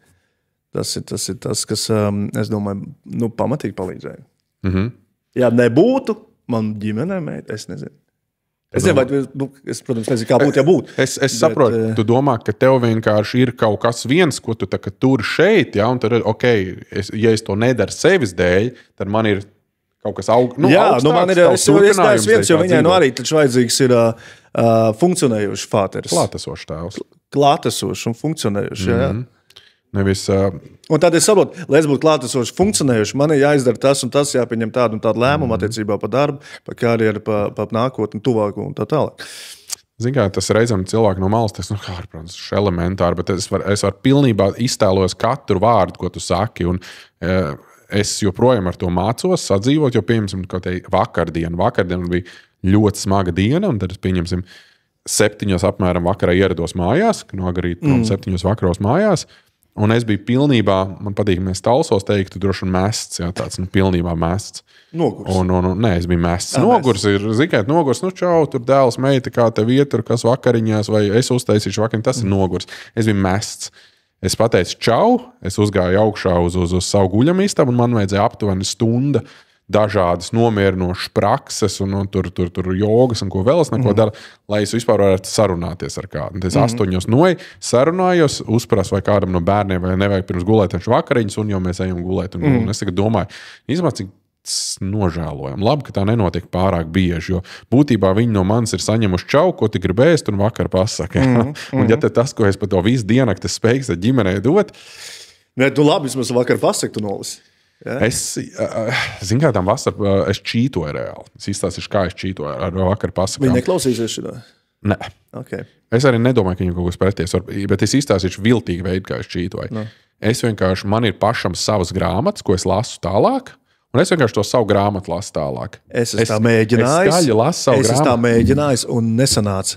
Un man Oma tā bērnībā darīja. Viņa sāk lasīt. Man ir 9,5 gadu, gandrīz 10 gadīgs. Viņš pat man pateica, ka viņš ir baigi forši, jo ir totāli garlaicīgi, un es tā ātrāk aizmiegu. Viņš saka, kad uzliec, lasi kaut ko interesantu, man gribās ieklausīties, un man nenāk miegs. Tu tur lasi to savu sci-fi figņu, un viņš saka, pilnībā neinteresanti, un es baigi labi izslēdzos. Mums ir tāda, jo viņam no manis šī procesā, es parasti laiku dēlu gulēt, un sievu laiku meitu gulēt. Mēs tā puiši un meitenes sadalījušies. Un mēs kaut kādā veidā tā forši strādāt. Līdz ar to es palasu savu to grāmatu uz priekšu, un viņš tur diezgan ātri aizmiegi. Bet paldies, tādas nav daudzas dienas. Vakar bija tiešām tur izņēmuma kārtā, tur tāda, bet es arī saprotu, ka būt klātsošam īstenībā mūsdienās savienot ar kaut kādām ambīcijām var būt reizēm ļoti sarežģīti. No, jā. Tad jāpieņem lēmumu. Ko tu vēlēsi? Kā tas finansiāli tev, teiksim, ietekmē, ja tu dari mazāk? Labi. Es nedaru mazāk. Es daru koncentrētāk. Ok, es saprotu. Saprot, viens ir tas, ka tu visur skraidi un lasi kopā rubļus. Jā. Un tā tālāk. Un kaut bet ko salas. Bet tagad tu vienu koncentrētāk, tu vari būt klātesoši tajā, ko tu dari. Līdz ar to tu vari vairāk efektīvāk izdarīt. Un līdz ar to tas ir. Bet klausies, baigi labais padoms īstenībā. Tas baigi labais padoms, vai ne? Jā. Ka nevajag nevis cilvēkam darīt visu, bet labāk darīt kaut kādu 1-2 lietas un konkrētāk. Man ir vēl pāris lietas, es neteikšu, kurām vajag nepateikt, bet es neteikšu. Ne. Saka. Cilvēki apvainosies. Neapvainosies. Jā. Ne jau tie cilvēki. Saprot. Jā, vienkārši vēl pāris, bet lai tas būtu vēl koncentrētāk tā visas pasākums. Tad, man liekas, tas fokus ir baigi no svara. Es kaut kādā vienā vai divās intervijās par tevi lasīju, ka tu esi teicis, ka uz skatuves aktierim jābūt ir mazliet ievainojamam. Jā. Atceries, ka tu esi tā teicis? Ko ievainojamība, ko tu ar to domā un ko tas nozīmē tavā dzīvē ārpus skatuves? Ievainojamam. Normāli cilvēks, ārpus vai normāli cilvēki, kas nekāp uz skatuves, viņi cenšas uzaudzēt biezu ādu. Jau no bērnības. Jā. Tev audzina arī biezādi, neraud, nokrita, nesāp, tev beidz un tā tālāk joprojām. Tīri mākslā vai tā ievainojama, tev uz skatuves vajag vai filmā kāds tēls, kas jūt, jo tur tie tēli, viņi nerādām visu viņu dzīvi, viņi ir nogriezens no viņa dzīves, kas ir koncentrēts, ka viņi kaut ko grib, viņi nevar dabūt šķērslis, viņi iet pāri, viņiem sāp, viņi pārdzīvo, viņi iet tālāk. Ļoti intensīvi. Jā, un ja tu tur vienkārši bakstīs vārdus kaut kāds, neviens jau to neskatīsies. Nebūs skatāms. Līdz to tādam, man liekas, vispār pa māksliniekiem tādu, viņi ir jūtīgāki, līdz to dzīvot ikdienā, kur tāpat viss, kad dzīve nav apstājusies viņiem, parastā reālā dzīve. Kā tu vari atšķirt tās emocijas? Piemēram, mēs skatāmies to mazo klipiņu, kur tur eksorcists, tur likās no sirds un dvēseles, tur dzen ārā to. To nevar bez emocijām dabūt gatavu. Tev tanī brīdī ir jānotic, ka tas ir īsts, vai ne? Līdz zināmam brīdim, jo tā patiesi noticēšu. Kā tu pēc tam atšķir to? Tāpēc es saku, tāpēc tā ir profesija, tas ir darbs, jo ja es pa 100% noticēšu, ka es tiešām to daru, tad ir citi iestādi, kur man būtu jāgriežas pēc tam. Aktierim tomēr tu apzinies, ka tas ir darbs, es nedrīkst tāpat, ja man jālec vai jākaujās, tas nav īsts kautiņš. Okay. Man jānotēlo tās reakcijas. Bet nav mazliet iekšā, nav par to cilvēku. Kas? Tiešām nav īsts kautiņš. Visādi bijis, jā. Klausies, spēlēt kaut kādas dažādas lomas. Nav tā, ka tu arī kaut kādā savā personībā var atklāt kaut kādas savas rakstura, kaut kādas citas jaunas šķautnes, savas personības. Wow, es nezināju, ka tas manī iekšā ir. Nē, visiem jau viss ir iekšā, tikai tas tiek izcelts uz ārā. Nē, es domāju, tieši emocionāli un psiholoģiski. Man bija viena loma, kur man mājās pateica, paldies Dievam, tas projekts ir beidzies. Okay. Kāpēc? Jo tas, acīm redzot, cēl ārā no manis. Es pat likās, ka nekas jau es esmu tāds, kāds es esmu, bet acīm redzot, es nebiju īsti tāds, kāds es esmu. Okay. Tādā ziņā mājās un veidi kaut ko līdzi no tās? Jā, kaut kādas negācijas, acīm redzot, sāk kaut kādas reakcijas būt tādas. Kurā lomā tas bija? Bija tāda jaunības slimība, tāda luga, kas bija viena diplomdarba izrāde, kur mēs tādu grūts darbs, un man tā loma, tas tēls nebija no pozitīvākiem varoņiem. Nevis arī sliktais, viņam ir savu tur cunduri, kāpēc viņš dara to vai to, bet tad tas, ja tu ej 100%, laika jau tu iemācies kaut kā, tas ir darbs, man jāizdara loma tā tālāk, bet sākotnēji tas ir, kā kuram, ne jau visiem, cits vada. Kur ir tev mīļākā loma, jebkad bijusi kaut kāda? Nevis mīļākā, bet tāda, kur tev liekas, te es beidzot varēju izpausties no visas savas sirds un dvēseles un tā kā iejusties. Es ceru, ka tāda vēl būs. Bet līdz šim es neteiktu, ka viņi ir mīļākie, jo viņas nav tās pozitīvākās. Tāpēc es pārfrāzēju. Jā, viņas noteikti kur bija lielākies izaicinājums, teiksim tā. Ilga tramvajs, kas bija Valmieras teātrī. Tad ne kino loma, bet tā bija teātrī, jā. Un šitas te jaunības slimība arī. Ko tu tikko stāstīji. Ko tu tā kā noscīt nes mājās līdzi. Ir tā, ka aktieri nereti runā par tādu lietu kā tāds tā kā tukšums, kas paliek pēc tās skatuves performances. Vienalga, ka tas kino vai tas ir teātrī. It īpaši, ja šādas te smagas, intensīvas lomas, kā tu aprakstīji, vai tu esi ar to saskāries, tad, kad viņi beidzās tā loma, jā? Un ja jā, vai kā tu ar to strādā? Tu domā vienkārši pēc izrādes? Nē, ir kā, tur jau tas arī, es nezinu, vada pasākumu kādreiz, vairākas tu nedara, bet kādreiz vada pasākumu. Vai kaut tā šito te preses klubu vadot kādreiz arī dzen. Kā tev ir intensīvs periods, tev viss maiņas darbojas uz 100%, tev jākoncentrējas tā tālāk, un tagad viss beidzās, teikt, tagad iešu degvielu. Bet nav tāds tukšums pēc tam iekšā? Nē, tukšums, tas ir tā kā respektīvi, tas ir tā kā pēc laba treniņa, ka tu notrenējies, dabūji kaut kāds maksimāli to muskuļu šo to slodzi, un tad nevar vienkārši viņš pārstāt, beigt sāpēt, vai tu just, viņš kaut kādā brīdī, viņš apstrādājas. Es nezinu, pa fitnesu neesmu baigies prātvēters, bet cik dzīvē sanāca sporta nodarboties, tad tā varētu būt tā sajūta pēc tāda pamatīga treniņa. Jā, es neteiktu, ka tukšums, kas nezinu, uz kur pusi iet. Jā, tā drīzāk tāda padarījuma sajūta. Jā. Atkarībā kāda bija izrāde. Jā, bija sūdīgi, tad cēma. Tāda ir baigā cēma, tad labi, ko es varu nākamā vakarā izdarīt savādāk, vai arī reizēm nospēlēt. Tas bija labs, jā. Okay. Ja, teiksim, tu varētu sev pirms 10 gadiem iedot kādu padomu, kas tas būtu? Satikt Tomu Liepājnieku 30-gadīgu. Kas tas būtu? Jā, ko tu viņam pateiktu? Don't stop believing. Fokusējies. Okay. Fokusējies vairāk. Jā. Viņš tā teikt, ok. Es pa daudz es teicu, jā. Okay. Dzīvē. Varbūt nevis fokusēt, bet iemācēs pateikt nē? Laikam, vajadzētu ātrāk teikt. Es nav tā, ka es nožēloju kaut ko, bet būtu ātrāk vajadzētu teikt nevis, nē, vienkārši. Ne tāpēc, ka būtu arogants, bet... Tu domā, tu klausītu tam padomam toreiz? Kas? Tu domā, ka tu klausītu? Man vispār grūta padomiem. Okay. Īpaši, man... Tu tad pāris labas pērles. Nē, es domāju, padomus, ja man dod padomus, es viņas neprasu. Okay. Tu patīk no savām kļūdām mācīties. Diemžēl, jā. Kas ir labākais, ko kāds cits priekš tevis jebkad ir izdarījis? Piedzemdē bērnu. Izņemot to. Tāpēc, ka es zinu, ka tēviem parasti tā ir pirmā atbilde. Bet man vajag notir pilnīgi no šitā. Loģiski. Es nezinu. Man piedzemdēja. Es nezinu. Bez tam dzemdēšanām. Kāpēc?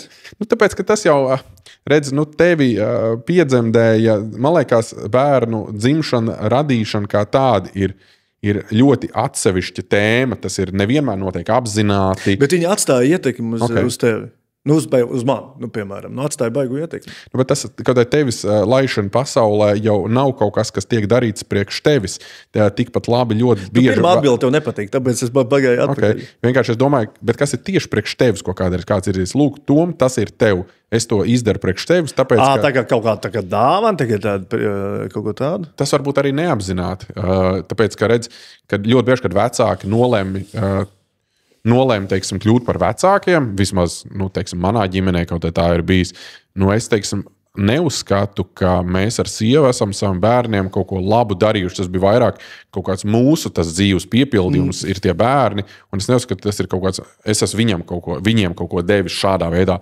Varbūt es esmu savādāk, tur radot drošu vidu mājās, vai tur izglītojot, vai, nezinu, dažādiem pulciņiem vadot, lai viņiem tur plašāks redzesloks. Viņi ir, ceļo mums visu kaut kur līdzi. Man 9,5-gadīgais dēls ir bijis šobrīd, ja nemaldos, 16 valstīs, 4 kontinentos. Tā kā 9 gados. Es atceros, es 12 gados pirmo reizi uz Igauniju aizbraucu. Tā kā, es uzskatu, ka varbūt kaut ko tādu, ko es dodu, tādu kaut kādu plašumu un perspektīvu, bet es biju domājis, tā kā, tiešām tev, kas ir. Tas ir ok, ja nevar iedomāties. Jā, zikā, tur vienkārši, man liekas, tur, kur tu teici, mācos no savām kļūdām, es esmu viens no tiem, kurš vēl joprojām mācās. Otrkārt, varbūt, kad var senčiem pateikt paldies par to, kad viņu argumenti nebija tik spēcīgi, kad mēģināja man no kaut kā atrunāt. Okay. Jā. Un tad es vienkārši gāju galvasienā, tur, kur es gribēju iet galvasienā. Don't stop believing. Jā, vienalga kur pusē. Kas ir svarīgākais, par ko mēs šodien neesam parunājuši? Par ko mēs šodien neesam parunājuši? Par politiku. Ko tu vēlies teikt par politiku? Nē, es negribu teikt par politiku. Un tad saka svarīgāko, par ko mēs šodien neesam parunājuši. Es domāju par gribu un gribētu neesam parunājuši. Par tiem diviem terminiem. Parunājam, kāda tavuprāt ir starpības ar gribu un gribētu? Es gribēju tev uzdot, kāda ir starpība. Starp gribu un gribētu, 2 vārdi. Tā ir mana subjektīvā pārliecība, loģiski, tas nav zinātniski pamatots. Bet... Manuprāt, ļoti vienkārši. Ja es gribu, tad es daru, ja es gribu, tad es fantazēju, kā es gribu. Gribētu. Tas varētu gribēt. Tā. Gribu, tad vienkārši tas tiek izdarīts. Redzi, tīri, ja mēs ņemam tēla analīzi un aktieru meistarību, ja, tad tur skatās, ko tēls grib. Un nākamais ir, kāds likums, ja viņš nedabūs to, ko viņš grib. Ja tur nav divu tādas lietas, un daudz analizēju tēls, analizēju arī personu loģiski, gribot, negribot savas izdarības vai neizdarības vai lietas, ko es daru vai nedaru. Un tas, man liekas, ko es esmu pamanījis apkārt, kad nav īsti atgriežoties pie tā fokusa, ka nezinu, kur ir. Jo kas ir gribu? Gribu ir vienādības zīme darbība. Jā, piemēram, ja man vajag čurāt, es nezinu, ka es gribētu aiziet pačurāt. Nē, man tā griba ir iekšā, un tas viss pārējais, es teicu, ok, stop podkāstam, man jāiet uz tualeti. Piemēram, jebkas, viņš ir automāts, tāpat kā negrib. Un tāpat, man liekas, atpakaļ uz laika posmā var paskatīties uz kaut ko, ko mēs esam vai neesam, es domāju, ikdi paši darījuši. Tu tās attiecības beigās nemaz negribēji, tu gribēji kaut ko citu, vai to skolu negribēji, tikai tu darīji, meloji sev. Un, man liekas, jo ātrāk saproti, ko grib, lai cik tas nebūtu ērti kādam citam vai nērti. Man liekas, jo es domāju, ka... Jo dienas beigās visi mūsu dzīves noteikumi ir mūsu pašu uzstādīti noteikumi. Tieši tā. Mēs paši. Es zinu, cik daudz reizes ir tā, ka tu teiksi, atkal tur tajā darbā, tur tas priekšnieks vai tas kolēģis, vai tur vispār, man besīš to, ko es daru. Bet tad tu patini uz atpakaļ, paklausies, nav jau tā, ka tu tā, pamodies tajā darbā, ja tā pats gāja uz interviju, pats cerēja, kaut tevi pieņems darbā, un tagad tu par to sūdzies, vai tur tiem bērniem tur neklaus, vai tur skola tik agri vēl kaut kas. Pats gribēji to, un arī, ja negribēji tos bērnus, tu zināji, ko ļoti labi, ko tu darīji, Kā tur, man patīk, ka Amerikā vienreiz, nevis Amerikā, bet kaut kur angļu valodā runā, bija pie kases tāds, ja nemaldos, vai kontracepcija vai kaut kas pārdot, un tur bija tāds uzrakstīns, ka bērns nekad nav pārsteigums. Kad piesakās bērns, ka tu nodarbojies ar neizsargātu seksu, ko tu gaidīji plazmas TV, ka tas, jebkurā gan tas visi mūsu lēmumi ir, un jebko, ko mēs darām, mēs varam visu patīt uz apakaļ, vienmēr kaut kādā brīdī es tam pateicu jā. Varbūt ne skaļi, bet es tam piekritu, jo arī reizēm neteikt nē ir tas pats, kas pateikt jā. Ka tu ļauj tam notikties, un tu saproti, dienas beigās es esmu šeit, tur, kur esmu, pilnībā viss 100% ir man noteikumi. Un tad es tev arī, zini kā, es tev iedošu vienkārši tos jautājumus. To, ko tu teici, man liekas, kā var forši analizēt. Jā. Analizēju tēlu sev. Tur ir, piemēram, jautājumi, kas es esmu, kur es esmu, ar ko es gribu, likmes, kas nedabūšu to, ko gribu. Un katra, piemēram, atbildēt, esmu tāds fakts, tur blā, blā, blā, man sauc vecums, karjera tā tālāk. Kur es esmu, arī ar ko es esmu, un tad pastīties, ja tu nevari dabūt to, ko tu gribi, tad varbūt jāmaina lokācija.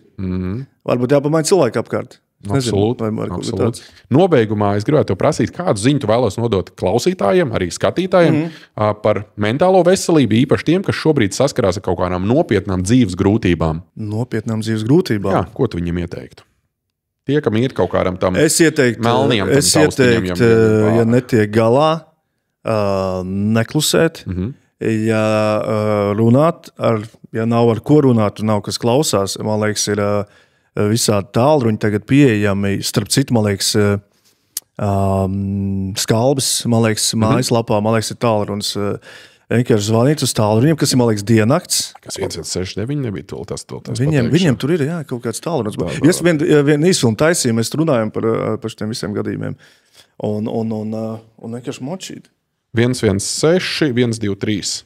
Tie, man liekas, pat bezmaksas tālruņi. 116, 123 ir vienots krīžu tālrunis, kas līdzīgi kā darbojas visā Eiropas Savienībā. Jā. Tur var arī, ja mentāls, suicidāls un tam līdzīgs. Jo ir tā, ka mums ar Tomu, diemžēl, bija tāda situācija skolā, kad vienā no pēdējā klasēm viens no mūsu klases biedriem izdomāja atņemt savu dzīvību. Tas bija ļoti žēl, ka apkārtējie to tik vēlu pamanīja. Tas bija diezgan tāds sāpīgs moments gan viņa ģimenei, viņa tuviniekiem. Es domāju, visiem apkārtējiem. Mums arī. Es domāju, ka īsti dzīvē nav bijis tur neviens gads vai divi, ka es uzreiz par to neesmu iedomājies par to, kāpēc un kā tas notikās. Un tas bija diezgan tāds žēl, ka tā. Tas bija pirmais trieciens manā dzīvē, tāds man bija bijis. Īsti laikam, paldies Dievam, nekas tāds vairāk nav atkārtojies, bet es zinu, ka tajā pašā laikā, ka visā pasaulē tieši šīs suicidālās tieksmes, nevis pat tieksmes, bet tie gadījumi viņi aug, un tīpaši jauniešu vidū. Tāpēc saka, ja kādam cilvēkam ir tomēr kaut kādas šādas domas, ir tīpaši un brīdī liekas, ka tev nav, kas tev uzklaus, ir šis telefona numurs, ko es tikko teicu, 116, 123, kura piezvanīt un tad gūt atbalstu. Bet droši vien, ja sūdīgi, kā saka, jālūdz palīdzību. Tom, super milzīgs, paldies, ka tu atsaucies. Paldies tev, ka uzaicināji. Un man liekas, ka mums sanās baigi foršā saturīgā saruna ap un par visu kaut ko. Paldies tev, Andrejs. Klausies, un vēl pirms tu dodies šim te mūsu podkastam ir sponsors ARF Recovery, un tāpēc es tev gribu uzdāvināt šādu foršu lietu, kas ir ikru masieris ar siltumu. Tu ko? Jā, un tev kā 40 gadus vecam cilvēkam ar krakšķoru, novembrī tūlītās 40 gadus vecam kundziņam ar stīvām kājām, tev ļoti patiks, jo tā sajūta ir fenomenāli. Tu mājās uz ikriem uzliek? Jā, viņi apliek tādu manšetīti, viņi apliek ap ikriem, iedomājies tā, ka tāds ikriem apliek apkārt. Un viņš izmasē, tur ir divi kambari, kas viņi tā kā, iedomājies tā kā divas rokas, viens otrs tev tā kā masē, un tas spiediens arī tik spēcīgs ir. Un plus vēl viņš silda. Tur ar to siltumu var izvēlēties. Viņi pat taisno biksēm var tur likt džinsiem virsū, nav obligāti plikā jāvelk. Un var ar siltumu, bez siltumu, tas siltums arī vēl tā kā izsilda. Un relaks mājās ir īpaši, ja tu vakarā skaties TV, tur vienkārši uzlikt kājas uz krēsla vai dīvānā un uzlikt virsū, liekas, pat nav sieva vairāk jāsauc palīgā. Vai otrs variants, kur vēl mēs viņu iesakām, ir, teiksim, ja tu dodies kaut kādos garos pārbraucienos, vienalga ar automašīnu, ar autobusu, ar lidmašīnu, un ir tā tūska no tās sēdēšanas reizēm, tā kā ir diezgan tāda manāma, tad viņš arī forši izmasē visu. Ja lidmašīnā viņu var ņemt tieši? Jā. RFI Fly, tur pat virsū rakstīts, ir lido ar viņu, ja? Portatīvais. Tā kā... Šis gan ir labs, šis ir pārsteigums baigies. Tā kā tā. Paldies tev. Ideāli, paldies tev. Čau.